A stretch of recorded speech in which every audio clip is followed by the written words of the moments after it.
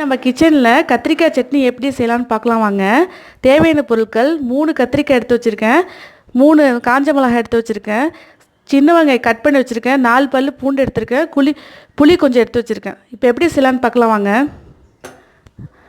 Gas stove on பண்ணிக்கோங்க. இப்போ கத்திரிக்காவை நம்ம சுட போகிறோம்.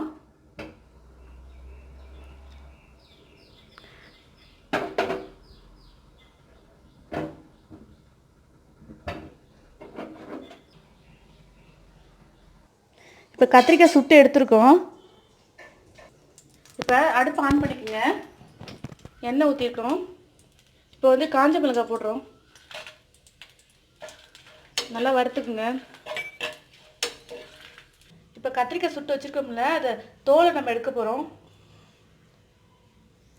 இப்போ கத்திரிக்காய் தோலை எடுத்து வச்சுருக்கோம். இப்போ நம்ம ஜாரில் நம்ம அரைக்க போகிறோம். ஜாரில் போட்டிருக்கோம். காஞ்ச மிளகாயும் சேர்த்துக்கிறோம், புளியும் கொஞ்சம் போட்டுக்கிறோம். இப்போ இதெல்லாம் சேர்த்து நம்ம அரைக்க போகிறோம். இப்போ நம்ம அரைச்சி எடுத்துட்டோம். இது பவுல் எடுத்துக்க போகிறோம். இப்போ அடுப்பு ஆன் பண்ணிக்கோங்க.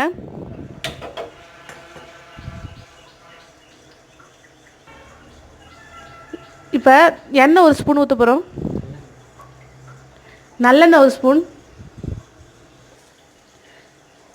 கடுகு 1 ஸ்பூன்,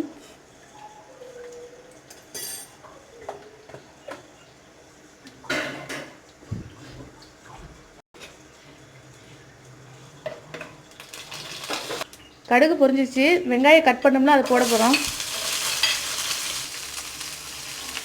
வெங்காயம் போட்டுட்டோம். பூண்டு போட போகிறோம். கருவேப்பிலை போட போகிறோம். நல்லா வதக்கிக்கங்க.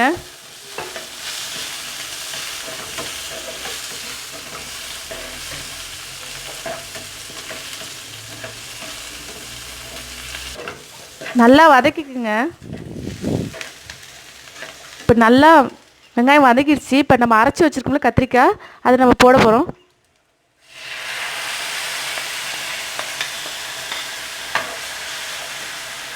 இப்போ உப்பு 1 ஸ்பூன் போட போகிறோம்.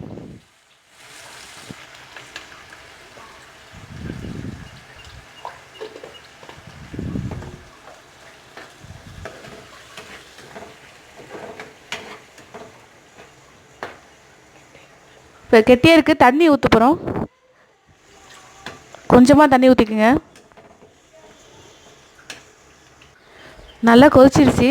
2 நிமிஷம் நல்லா கொதிக்கினேன். நல்லா கொதிச்சிருச்சு. இப்போ அடுப்பு ஆஃப் பண்ணிப்போம். பவுலில் எடுத்துப்போம்.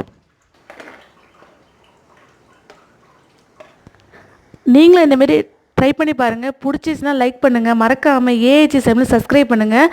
பக்கத்தில் பெல் பட்டன் ப்ரெஸ் பண்ணுங்கள். தேங்க்யூ.